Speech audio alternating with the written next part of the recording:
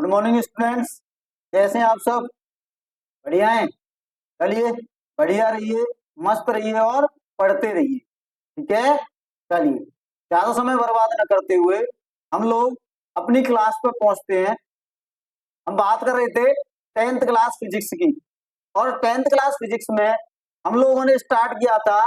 पहला चैप्टर था अपना, वो था अपने पास प्रकाश का परावर्तन तथा अपवर्तन, यानी reflection and refraction of light. तो हमने बात की थी कि प्रकाश क्या होता है, द्रव्य होता है कि द्रव्य नहीं होता। तो हमने बताया था द्रव्य नहीं होता, क्यों नहीं होता, उसके बारे में भी बात की थी। उसके बाद में हमने स्टार्ट किया था प्रकाश का परावर्तन। प्रकाश का परावर्तन पढ़ा, परावर्तन के नियम पढ़े, नियम पढ़ने के बाद हम काय पे पहुंचे थे? दर्पणों पे पहुंचे थे। और दर्पणों की जब हम बात कर रहे थे तो हमने बात की थी कि दर्पण दो प्रकार के होते हैं, एक तो समतल दर्पण और एक गोलीय दर्पण।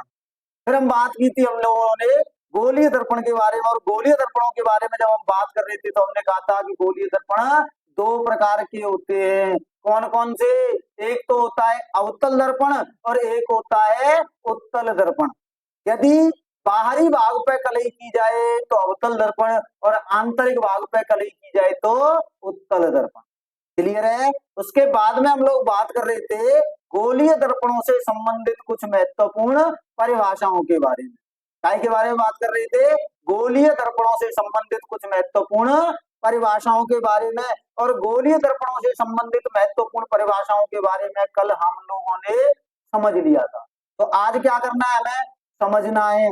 सॉरी, समझ तो कर लिया था, आज हमें क्या करना है? उस चीज को लिखना है। क्या करना है? लिखना है। किसको लिखना है? परिभाषाओं को लिखना है।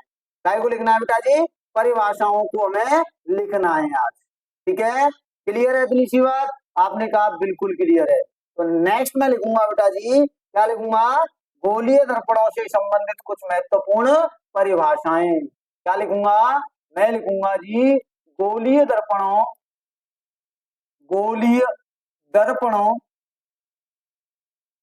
दर्पणों से संबंधित, से संबंधित, संबंधित कुछ महत्वपूर्ण, कुछ महत्वपूर्ण, महत्वपूर्ण परिभाषाएं, परिभाषाएं, परिभाषाएं। ठीक है बेटा जी। सम इम्पोर्टेंट डेफिनेशंस, क्या बोल देंगे? Some important definition related to क्या? मिरर या स्फेरिकल मिरर, क्या? Spherical mirror. गोलीय दर्पणों से संबंधित कुछ महत्वपूर्ण परिभाषाओं के बारे में हम लोग आज बात करने वाले। ठीक है, चलिए। तो यहां से अगर मैं देखूं तो मैं क्या कह सकता हूं? मैं कह सकता हूं बेटा जी, मैं क्या कह सकता हूं? मैं कहूंगा गोलीय दर्पणों से, गोलीय दर्पणों से, दर्पणों से संबंधित, संबंधित कुछ महत्वपूर्ण परिभाषाएं, कुछ महत्वपूर्ण, महत्वपूर्ण परिभाषाएं, परिभाषाएं निम्नलिखित हैं, निम्नलिखित,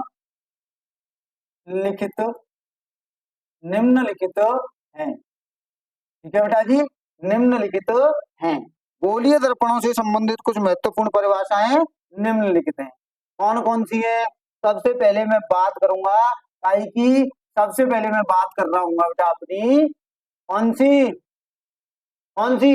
वक्रता केंद्र के बारे में। काय के बारे में? वक्रता केंद्र के बारे में।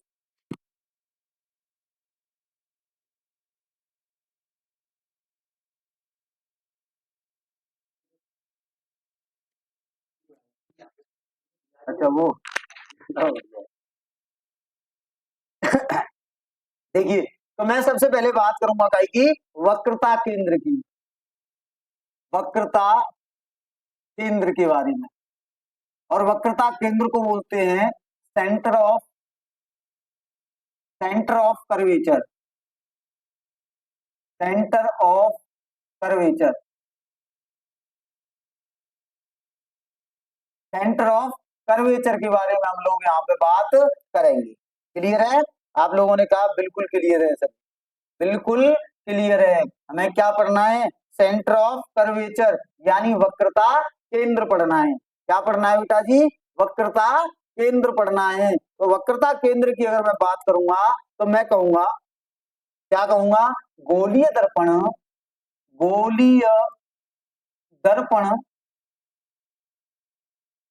गोलीय दर्पण जिस गोले का, जिस गोले का, गोले का भाग है, भाग है, उस गोले का, उस गोले का, उस गोले का केंद्र, उस गोले का केंद्र दर्पण का, दर्पण का वक्रता केंद्र कहलाता है। वक्रता केंद्र कहलाता है, कहलाता है। और इसे कैसे रिप्रेजेंट करते हैं बेटा? आपने कहा सर इसको सी से प्रदर्शित करते हैं। कैसे करते हैं? सी से। इसे इसे सी से प्रदर्शित करते हैं। सी से प्रदर्शित, प्रदर्शित करते हैं, करते हैं। कैसे प्रदर्शित करते हैं बेटा जी? सी से प्रदर्शित करते हैं। आपने कहा बिल्कुल सर जी, ये चीज हमारी समझ में आ गई। जैसे ही हमने वक्रता केंद्र पढ़ा उसके बाद में हमारे पास निकल के आता है कौन? हमारे पास निकल के आता है वक्रता केंद्र के बाद ध्रुव निकल के आता है। क्या निकल के आता है? ध्रुव। और ध्रुव को हम लोग बोलते हैं पोल। ध्रुव को क्या बोलते हैं बेटा जी? ध्रुव को बोलते हैं हम लोग पोल बोलते हैं। क्या बोल देते हैं? पोल बोल देते हैं। जब मैं पोल की बात कर रहा हूँ तो मैं पोल में क्या बोलूंगा? मैं पोल में आप लोगों से कहूंगा, क्या कह दूंगा? कि दर्पण के, दर्पण के परावर्तक तल, भाई जिससे परावर्तन होता है, परावर्तक तल, तल के मध्य बिंदु, परावर्तक तल के मध्य बिंदु, मध्य बिंदु को, मध्य बिंदु को क्या बोलेंगे? दर्पण के परावर्तक तल। परावर्तक, जैसे मान लो ये दर्पण है तो इसका ये वाला जो तल है ये कैसा है? बाहरी ओर कलई कर रखी है, तो ये क्या हो गया? इसका परावर्तक तल हो गया। इसका जो मध्य बिंदु होगा, इसका मध्य बिंदु जो होगा इसी को क्या बोलते हैं? ध्रुव बोलते हैं। तो मैं कहूंगा दर्पण के परावर्तक तल के मध्य बिंदु को उस दर्पण का, उस दर्पण का क्या बोलते हैं बेटा? ध्रुव बोलते हैं। ध्रुव, ध्रुव कहते हैं, ध्रुव कहते हैं। और ध्रुव को कैसे प्रदर्शित करते हैं? इसे, इसे कैसे बेटा जी? पी से प्रदर्शित करते हैं। इसे, इसे पी, पी से प्रदर्शित, प्रदर्शित करते हैं। कैसे प्रदर्शित करते हैं बेटा जी? पी से इसको हम लोग प्रदर्शित करते हैं। क्लियर? चलिए अगली मैं बात कर लूं। आगे अगर मैं बात करूंगा तो मैं बात करूंगा बेटा जी, ध्रुव हो गया, वक्रता केंद्र हो गया, तीसरा आता है अपने पास मुख्य अक्ष। कौन आता है बेटा जी? मुख्य अक्ष।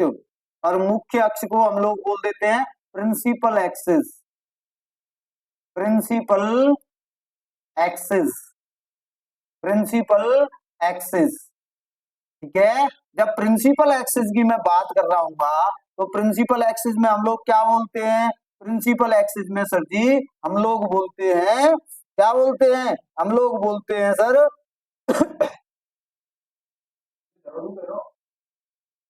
प्रिंसिपल एक्सिस में हम लोग क्या बोलेंगे? प्रिंसिपल एक्सिस में हम बोलेंगे कि दर्पण के ध्रुव तथा वक्रता केंद्र, ध्रुव तथा वक्रता केंद्र को मिलाने वाली सीधी रेखा उस दर्पण का क्या कहलाती है?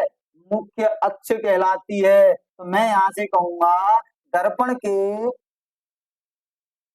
दर्पण के ध्रुव तथा, ध्रुव तथा वक्रता केंद्र, वक्रता केंद्र, केंद्र को मिलाने वाली, को मिलाने वाली, मिलाने वाली सीधी रेखा, मिलाने वाली सीधी रेखा, सीधी रेखा दर्पण का, दर्पण का मुख्य अक्ष कहलाती है। मुख्य अक्ष, मुख्य अक्ष कहलाती है, कहलाती है। क्या कहलाती है बेटा जी? मुख्य अक्ष कहलाती है। जब मुख्य अक्ष की हम लोगों ने बात कर ली, तो मुख्य अक्ष के बाद में हम लोग बात करेंगे वक्रता त्रिज्या की। काय की बात कर रहे होंगे बेटा जी? वक्रता त्रिज्या की हम लोग यहाँ पे बात कर रहे होंगे। तो अगला पॉइंट आएगा, अगला पॉइंट क्या आएगा? वक्रता, वक्रता त्रिज्या, वक्रता त्रिज्या। और वक्रता त्रिज्या को हम लोग क्या बोलते हैं? हम लोग बोलते हैं radius of, radius of curvature, radius of curvature, radius of curvature. तो रेडियस ऑफ कर्वेचर की अगर मैं बात करूंगा, तो रेडियस ऑफ कर्वेचर में मैं क्या कह सकता हूं? आप लोगों ने कहा सर रेडियस ऑफ कर्वेचर को हम कह सकते हैं, क्या कह सकते हैं कि गोलीय दर्पण, जिस गोले का भाग है उस गोले की त्रिज्या दर्पण की क्या कहलाती है? वक्रता त्रिज्या कहलाती है। क्या कहलाती है? वक्रता त्रिज्या कहलाती है। अथवा मैं ऐसे भी कह सकता हूं, मैं क्या कह सकता हूं कि ध्रुव तथा वक्रता केंद्र के मध्य की सीधी दूरी उस दर्पण की क्या कहलाती है? वक्रता त्रिज्या कहलाती। क्या कहलाती है बेटा जी? वक्रता त्रिज्या कहलाती है। तो यहां से अगर मैं कहूं वक्रता त्रिज्या के बारे में, तो मैं कह सकता हूं, क्या कहूंगा बेटा? दर्पण के, दर्पण के ध्रुव तथा, ध्रुव तथा वक्रता केंद्र, ध्रुव तथा वक्रता केंद्र, वक्रता केंद्र के मध्य की, के मध्य की दूरी, मध्य की दूरी दर्पण की, दर्पण की वक्रता त्रिज्या, वक्रता त्रिज्या, त्रिज्या कहलाती है। वक्रता त्रिज्या कहलाती है। क्लियर है बेटा जी? यहां तक किसी को कोई डाउट, कोई दिक्कत, कोई परेशानी? आप लोगों ने कहा सर कोई दिक्कत कोई परेशानी नहीं है, कोई दिक्कत कोई परेशानी नहीं है, नहीं है। इसको मैं ऐसे भी बोल सकता हूं, इसको मैं कैसे बोल सकता हूं बेटा जी? इसको मैं बोल दूं अथवा करके, अथवा इसकी दूसरी डेफिनेशन क्या हो जाएगी? तो आप कहेंगे सर इसकी दूसरी डेफिनेशन हो जाएगी ऐसे करके, क्या कैसे करके हो जाएगी बेटा जी? अथवा करके दूसरी डेफिनेशन इसकी निकल के आएगी अपने पास में, दूसरी डेफिनेशन हो जाएगी अथवा करके गोलीय दर्पण, गोलीय दर्पण जिस गोले का भाग है, जिस गोले का, गोले का भाग होता है, होता है उस गोले की, उस गोले की, गोले की त्रिज्या, उस गोले की त्रिज्या दर्पण की, दर्पण की वक्रता त्रिज्या कहलाती है। वक्रता त्रिज्या, वक्रता त्रिज्या कहलाती है, कहलाती है। और इसे काय से रिप्रेजेंट करते हैं? इसे सर जी कैपिटल आर से प्रदर्शित करते हैं। काय से करते हैं? कैपिटल आर से प्रदर्शित करते हैं। तो मैं कहूंगा इसे, इसे आर, आर से प्रदर्शित, प्रदर्शित करते हैं, करते हैं। इसे कैसे रिप्रेजेंट करते हैं बेटा? कैपिटल आर से इसको हम रिप्रेजेंट करते हैं। क्लियर है इतनी सी बात? एक बार क्या करेंगे, नोट डाउन करिए।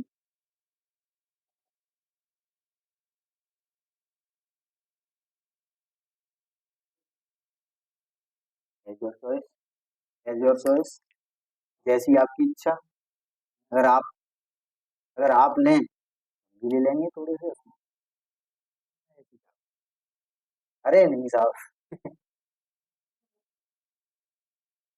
ऐसा कुछ नहीं है। ठीक है बेटा जी।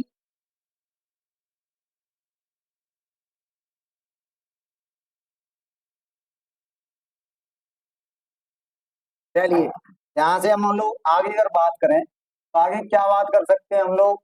आगे बात करेंगे, कितने हो गए बेटा जी? चार हो गए ना अपने पास में, चार हो गए ना। अब मैं अगर बात करूं, अगर आगे अगर मैं बात करूं तो मैं क्या कह सकता हूं? मैं कह सकता हूं बेटा जी यहाँ पे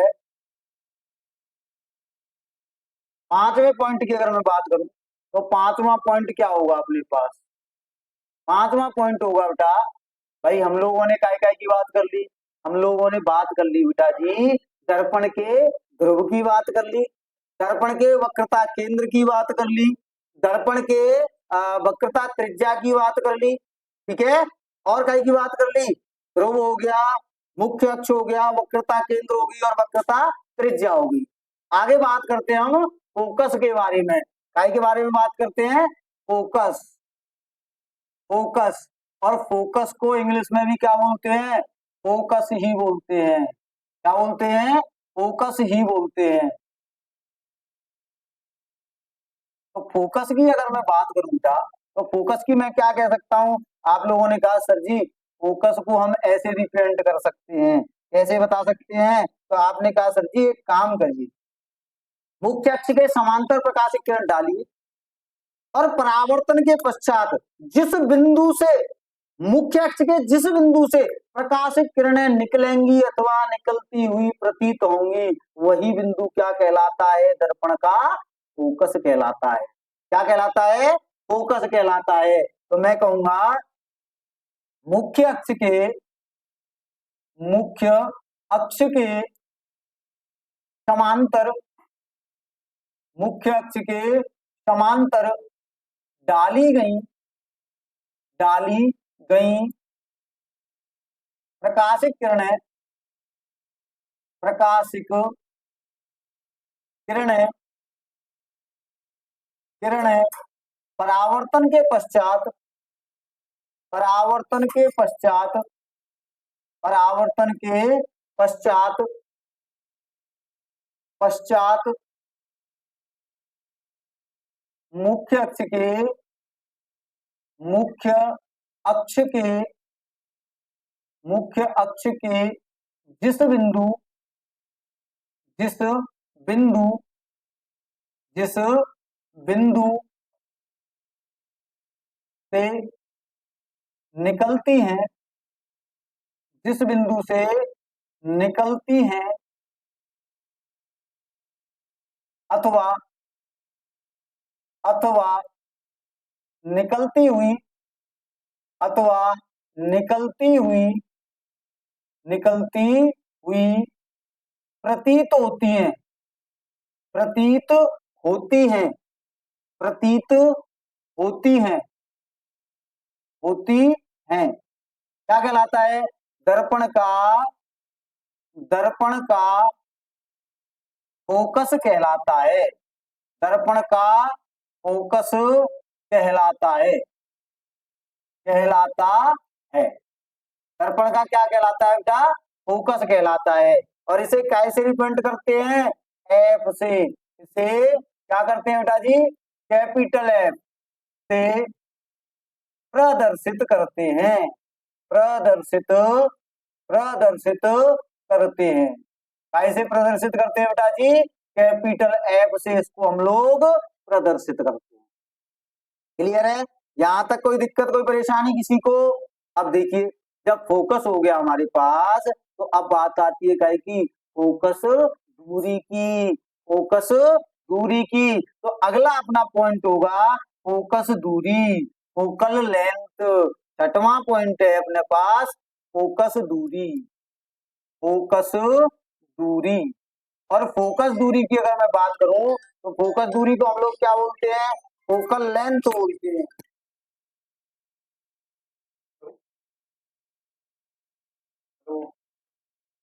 हाँ।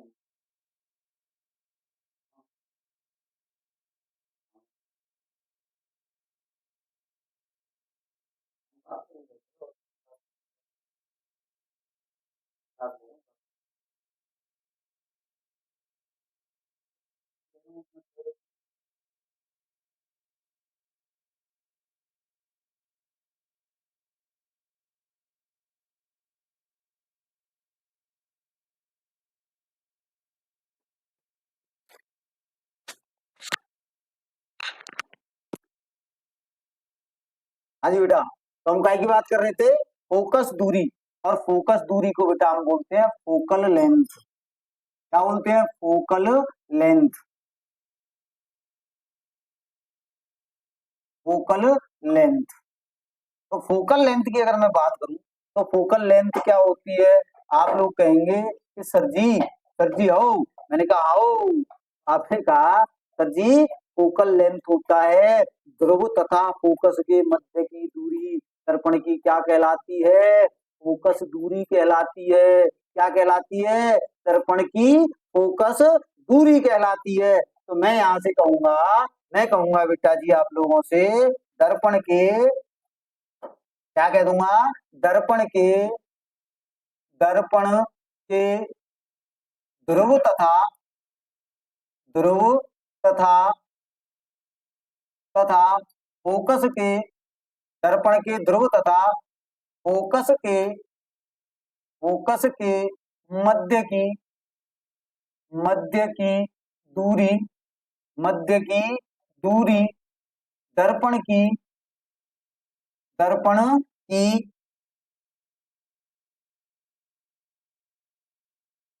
मध्य की दूरी दर्पण की फोकस दूरी कहलाती है। दर्पण की फोकस, फोकस दूरी कहलाती है, कहलाती है। और इसे काय से रिप्रेजेंट करते हैं? आप लोग कहेंगे सर जी इसको तो हम स्मॉल एफ से रिप्रेजेंट करते हैं। तो हम कहेंगे इसे, इसे एफ। और एफ कैसी होनी चाहिए? स्मॉल एफ से, से प्रदर्शित, प्रदर्शित करते हैं, करते हैं, करते हैं। क्लियर है? आप लोगों ने कहा बिल्कुल क्लियर है sir ji.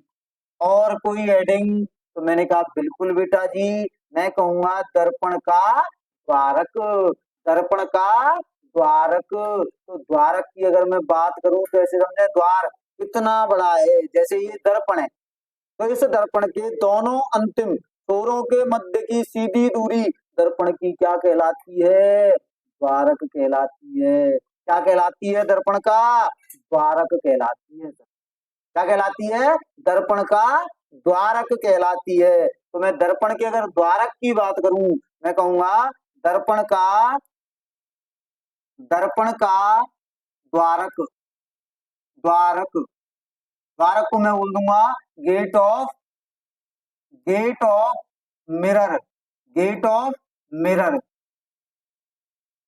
Gate of mirror की बात कर लूं बेटा तो गेट ऑफ मिरर की क्या बात होगी? आपने कहा sir ji gate of mirror का मतलब है कि दर्पण कितना, दर्पण का द्वार कितना है, कितना चौड़ा है, कितनी उसकी, उसी आधार पर क्या होगी? वक्रता त्रिज्या होगी और फोकस दूरी। आ रही है बात समझ में? क्लियर है? तो मैं यहां से कहूंगा, मैं क्या कह दूंगा बेटा जी? मैं यहां से कह दूंगा आप लोगों से, मैं यहां से कह दूंगा कि गोलीय दर्पण, गोलीय दर्पण, दर्पण के दोनों, दोनों अंतिम छोरों, अंतिम छोरों, दोनों अंतिम छोरों के मध्य की, मध्य की, मध्य की सीधी दूरी, सीधी दूरी दर्पण का, दर्पण का द्वारक कहलाती है। दर्पण का द्वारक कहलाती है, कहलाती है। दर्पण का क्या कहलाती है बेटा जी? द्वारक कहलाती है। क्या कहलाती है? द्वारक कहलाती है। क्लियर है इतनी सी बात? आप लोगों ने कहा यहां तक सर जी हमें बिल्कुल क्लियर है। अब एक लास्ट और चीज इसमें आती है, और लास्ट चीज आती है प्रतिबिंब। क्या आता है जी? प्रतिबिंब आता है। प्रतिबिंब यानी के इमेज। प्रतिबिंब यानी के इमेज। तो अगला अपना हेडिंग हो जाएगी बेटा जी प्रतिबिंब। अगली हेडिंग क्या हो जाएगी? अगली हेडिंग हो जाएगी अपने पास प्रतिबिंब। क्या हो जाएगी? प्रतिबिंब। तो प्रतिबिंब यानी कि इमेज, यानी कि इमेज। अब देखिए, इमेज की अगर मैं बात करूंगा तो इमेज क्या होगी? भाई हमने क्या किया, एक गोलीय दर्पण लिया और गोलीय दर्पण पे हमने कुछ प्रकाशिक किरणें डाली। गोलीय दर्पण पे क्या डाली बेटा जी? हमने कुछ प्रकाशिक किरणें डाली। अब वे प्रकाशिक किरणें क्या होंगी? परावर्तित होंगी। वे प्रकाशिक किरणें क्या होंगी? परावर्तित होंगी। तो जहां पर दो या दो से अधिक प्रकाशिक किरणें, जहां पर परावर्तित दो या दो से अधिक प्रकाशिक किरणें एक दूसरे को काट रही हों, वहीं पर काय का निर्माण होता है? प्रतिबिंब का निर्माण होता है। काय का होता है बेटा जी? प्रतिबिंब का निर्माण होता है। तो मैं यहां से कहूंगा, मैं क्या कह दूंगा बेटा आप लोगों से? मैं कह दूंगा सर जी कि जब,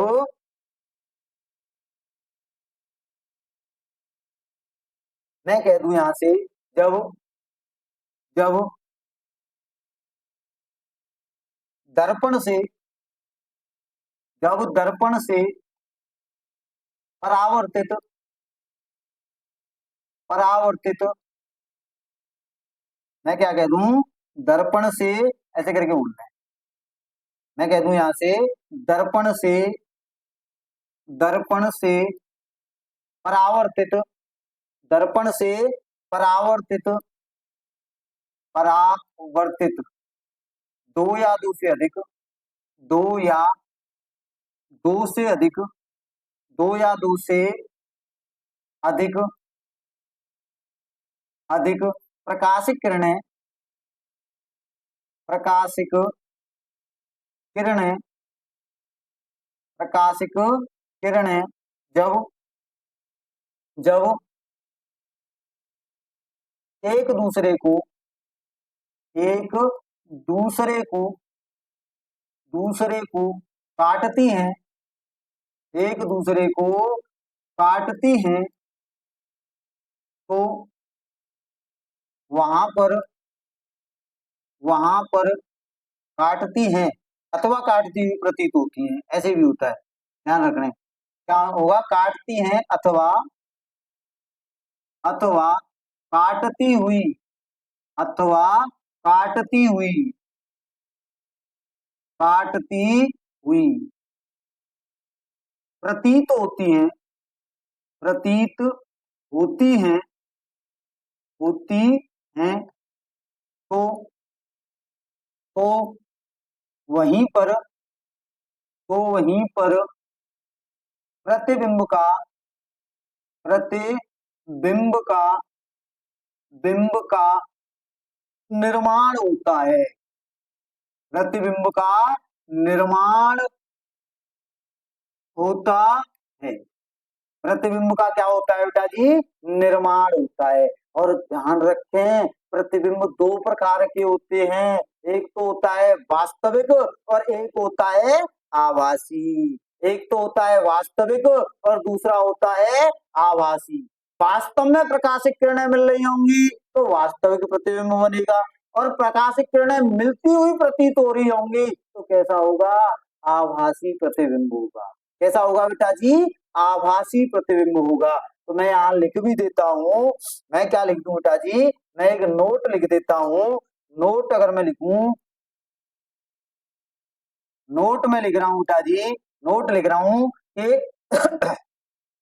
प्रतिबिंब, प्रतिबिंब वास्तविक तथा, वास्तविक तथा आभासी, वास्तविक तथा आभासी दो प्रकार के, दो प्रकार के दो प्रकार के होते हैं, दो प्रकार के होते हैं, वास्तविक प्रतिबिंब और आभासी प्रतिबिंब। वास्तव में प्रकाशित किरणें मिल रही हो तो वास्तविक प्रतिबिंब, और सिर्फ प्रकाशित किरणों के मिलने का आभास हो रहा हो तो कैसा प्रतिबिंब बन जाएगा? आभासी प्रतिबिंब बन जाएगा। कैसा बन जाएगा बेटा जी? आभासी प्रतिबिंब बन जाएगा। क्लियर है यहाँ तक? किसी को कोई दिक्कत कोई परेशानी? आप लोगों ने कहा सर कोई दिक्कत कोई परेशानी नहीं है। एक बार नोट डाउन करिए।